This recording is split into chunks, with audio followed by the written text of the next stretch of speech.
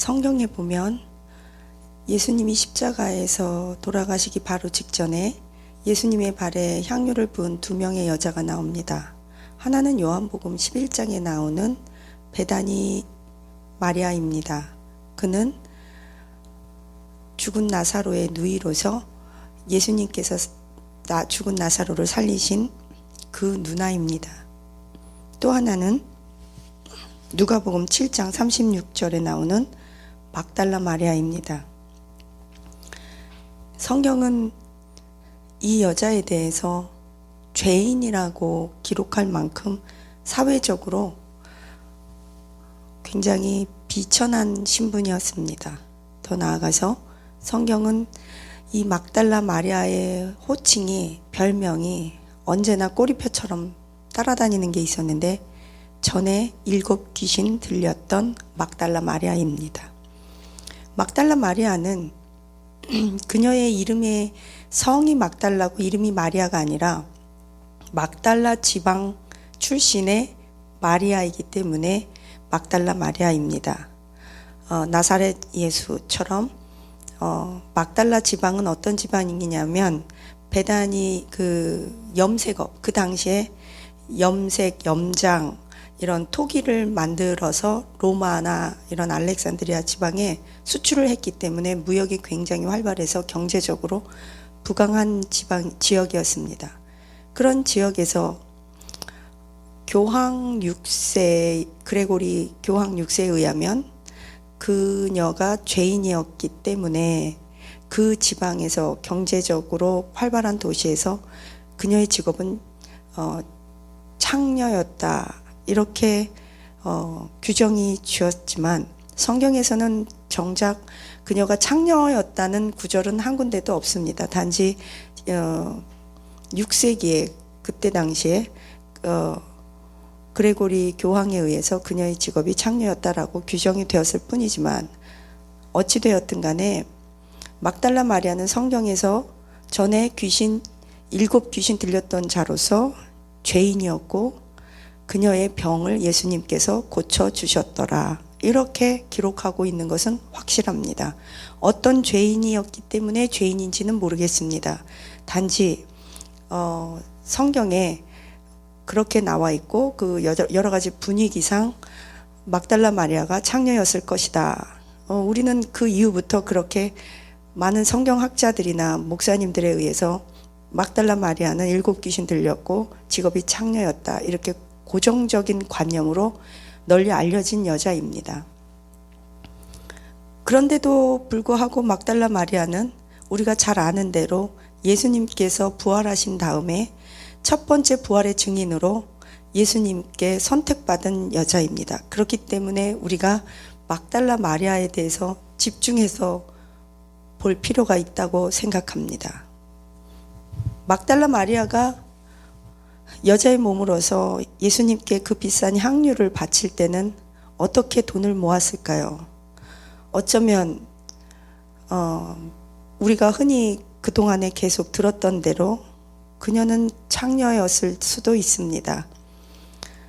어찌되었든 간에 그는 죄인의 몸으로 7 귀신 들렸다는 것은 정말 우리가 귀신 1마리, 2마리, 3마리 이렇게 셀 수 있어서 7 귀신이라고 기록했다기보다는 7은 완전 숫자이기 때문에 그녀는 완전히 인생이 망가졌고 영적으로도 파괴됐다는 것은 분명합니다. 그리고 그 7 귀신이 들렸을 만큼 완전히 1마리, 2마리도 아니고 7 귀신이라는 건 그러니까 귀신에게 완전히 사로잡힌 상태, 그 영적으로 파괴된 상태, 그리고 어떤 질병인지는 정확하게 성경이 언급하고 있지는 않지만 그녀의 병을 예수님이 고쳐주셨다 이렇게 기록하고 있는 것을 보면 그녀의 인생은 망가질 대로 망가지고 한마디로 볼장 다 봤다. 우리말로 하면 이렇게 쉽게 표현할 수 있을 것 같습니다. 어른들 말로는 팔자가 세다, 팔자가 사납다 뭐 이렇게도 표현할 수 있을 것 같고 그녀의 가정에 대해서도 성경은 전혀 언급하고 있지 않기 때문에 전혀 우리가 알 수는 없습니다. 그래도 감사한 것은 그녀의 이름이 기록되어 있고 그냥 막달라 출신의 어느 여자다 그러지 않고 그래도 막달라 마리아 그녀의 이름이 기록된 것은 너무나 감사한 일이고 그녀가 예수님의 발 앞에 향유를 부었을 때 예수님께서 모든 복음이 전파되는 곳에 그녀의 이름도 전파되리라고 말한 것을 보면 예수님께서 그녀의 행동과 그 믿음의 헌신이 얼마나 고귀하고 그녀의 중심이 얼마나 귀했던 것을 우리는 정말 알 수 있습니다. 막달라 마리아는 예수님을 그냥 사랑한 여자가 아닙니다. 복음서에 보면 요한복음에도 그렇고 요한복음 20장 11절에서 16절에 보니까 그녀는 예수님이 돌아가셔서 무덤이 딱 닫혔을 때도 떠나가지를 않았습니다. 마태복음에도 그랬고 돌무덤이 완전히 다 닫혔어요. 예수님의 시체가 그 안에 들어갔어요. 예수님께서는 내 인생에 무엇인가를 해줄 거라고 기대할 수조차도 없는 상황이에요. 다 끝났습니다. The end. 끝이에요. 그럼에도 불구하고 그녀는 그 예수님의 시체가 들어가 있는 그 무덤을 가만히 숨죽이고 바라보고 있었다고 그래요. 예수님의 십자가 산상까지 그리고 그 장례식 지내는 데까지 돌무덤이 닫힌 그 순간에도 막달라 마리아와 마리아는 이러고 예수님을 떠날 수가 없었어요. 그 무덤을 떠날 수가 없었어요. 그리고 다시 해가 지자 집으로 돌아갔습니다. 왜냐하면 그 다음은 안식일이기 때문에 쉽게 지금으로 따지면 예배드려야 되니까 안식일을 지켜야 하니까 그래서 그 여자는 이제 안식일을 지켰습니다. 그리고 가서 다시 또 옵니다. 이 또 올 때도 보면 그냥 오지 않아요. 누가복음 오늘 이것이 사실은 본문입니다. 근데 제가 읽지 않았어요. 본문 23장 누가복음 23장 56절에 보면 막달라 마리아가 돌아가 향품과 향유를 준비하더라. 그리고 계명을 따라 안식일에 쉬더라. 뭐예요? 계명을 따라서 안식일에 쉬고 다시 집에 돌아가서 예수님 앞에 또 향유를 또 준비하는 거예요. 정신 나간 여자예요. 예수님이 다 돌아가셨어요. 내 인생에 뭐 해줄 수 있는 것도 아니에요. 예수님이 3일 만에 부활하겠다고 약속은 하셨겠지만 막달라 마리아가 들은 건 아니잖아요. 잘 모르잖아요. 사실 들었다 해도 부활하실지 안 하실지 그것까지 어떻게 막달라 마리아가 기대했겠어요. 그냥 막달라 마리아는 저처럼 좀 단순무식한 것 같아요. 그냥 단순하게 믿는 거예요. 내가 예수님을 사랑했어. 왜? 나 7귀신 들렸고 죄인이었고 사회에서 왕따 당했고 비천한 취급받았고 진짜 지렁이 같은 인생이었어. 그런데 예수님이 나의 병도 고쳐주고 귀신도 쫓아내주고 나를 사람 대접해주고 나를 인격적으로 대해주신 분이고 그 천국 복음을 가르쳐 주셨어요. 그래서 나는 예수님이 죽었거나 말거나 예수님이 무덤에 묻혔거나 말거나 나는 그냥 예수님을 떠날 수가 없는 거예요. 무덤에도 떠날 수 없었고 십자가 산상에도 떠날 수 없었고 그래서 부지런히 더 나아가서 그냥 떠날 수만 없는 게 아니라 향품과 향유를 또 부으려고. 어디에? 예수님의 시체에. 왜요? 그냥 썩지 말라고. 내지는 예수님이 너무 좋으니까. 이게 한두 푼이겠냐고요. 이런 막달라 마리아는 예수님의 빈무덤을 발견하게 됩니다. 예수님의 빈무덤에는 누가 먼저 들어갔어요? 베드로가 먼저 들어갔어요. 그리고 요한도 들어가고 다른 제자들도 들어갔는데 그들의 눈에는 보이지 않았어요. 그렇게 예수님이 부활했는데 먼저 빈무덤에 들어갔던 제자들의 눈에는 보이지 않던 부활하신 예수님이 누구의 눈에 보였냐? 막달라 마리아의 그 천사들이 보였어요. 그러면서 빈무덤을 보면서 막달라 마리아는 이렇게 말해요. 밖에 서서 요한복음 20장 11절에 마리아는 무덤 밖에 서서 울고 있더니 왜 울었어요? 예수님 시체가 없어져서 향유를 또 부어야 되는데 울면서 구부려서 무덤 안으로 들여다보면서 그랬는데 흰옷 입은 두 천사가 예수의 시체에 누인 곳에 있는 거예요. 근데 그 두 천사가 그 동산지기인 줄 아는 거죠. 아마도 그냥 사람의 형상으로 나타났나 봐요. 뭐 두 날개가 있고 그렇게 안 나타나고. 그러니까 내 주님을 어디다 옮겨놨어요? 이 여자는요, 입에서 툭 터져 나오는 말이 언제나 내 주, 내 주, 내 주예요. 얘네 주가 아니라 내 주예요. 내 주. 내 주님을 어디다 옮겨놨어요? 그 시체 가져갔어요? 도둑놈이 훔쳐갔나 봐요.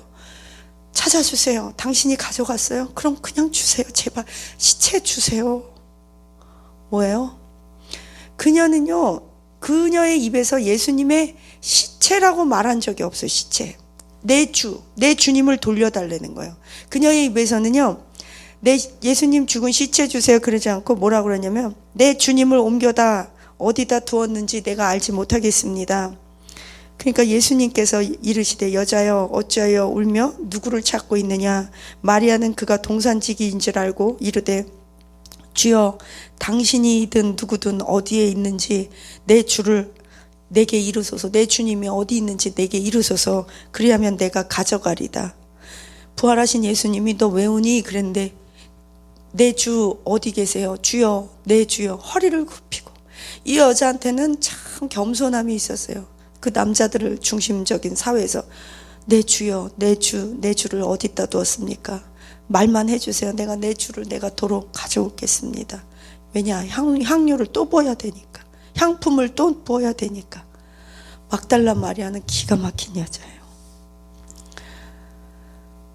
증인은 그때 당시에 아무에게나 증인 세우지 않아요. 예수님께서는 가장 중요한 부활의 증인으로서 막달라 마리아를 선택하셨고, 막달라 마리아는 예수님을 조건 없이 너무 사랑했어요. 사랑은 마음과 마음으로 하는 거예요. 머리로 하는 게 아니에요. 어떤 조건으로 하는 게 아니에요. 그건 계약이에요. 예수님을 너무나 사랑했어요. 내 인생을 회복시켜 주셨어요. 내 귀신도 쫓아주고 병도 쫓아줬고 내 인생을 회복시켜 주셨기 때문에 나는 예수님께서 돌아가셨거나 말거나 죽으셨거나 말거나 내가 사랑하겠다는 거예요. 자존심을 버려요. 물질도 헌신해요. 살아계셨을 때도 그냥 향유로 확 버버리잖아요. 돌아가셨는데도, 죽으셨는데도, 나에게 뭐 해줄 것 없는데도 끝까지 쫓아가면서 향품과 향료를 또 준비하잖아요. 빈무덤, 돌무덤에 예수님의 시체가 넣고 땅 무덤이 닫혔어요. 근데도 쫓아가요. 저와 여러분이 막달라 마리아처럼 예수님을 불같이 사랑하시기를 축원합니다. 예수님을 사랑하는 사람들은요, 계산하지 않아요. 계산할 수가 없어요. 어떤 한마디에 그냥 괜히 가시가 돋쳐가지고 막 이렇게 공격적이지 않아요. 왜냐? 누가 뭐라거나 말거나. 내가 사랑하겠다고 그러는데, 내가 믿겠다고 결정했는데, 내가 헌신하겠다고 그랬는데. 예수님 사랑하는 사람, 여자들 보면요, 좀 이상해요. 도무지 이해가 안 가요. 누가 말리지도 못해요. 말릴 수도 없어요. 내 생명보다 귀하기 때문에 그래요. 막달라 마리아처럼 증인의 자리에 설 수 있는 저와 여러분이 되시기를 예수님의 이름으로 축복합니다. 기도하시겠습니다. 하나님, 예수님을 쫓아가는 일에 있어서는 자존심을 버리게 하옵소서. 하나님을 섬기는 일에 있어서는 체면 버리게 하옵소서. 계산하지 않게 하옵소서. 하나님을 더 사랑하게 하옵소서. 막달라 마리아처럼 주님이 나를 뭔가를 해주지 않더라도, 해줄 수 없는 상황이 됐을지라도 나를 회복시키시고 내 인생을 구원해 주시고 귀신을 쫓아주시고 병을 고쳐주셨다는 그것 때문에 막달라 마리아가 헌신했습니다. 우리도 영원한 천국을 유업으로 받았고 하나님의 자녀로 불러주셔서 감사합니다. 하나님, 우리로 하여금 가게 하옵소서. 우리로 하여금 하나님의 나라를 바라보게 하옵소서. 감사드리며 예수님 이름으로 기도합니다. 아멘.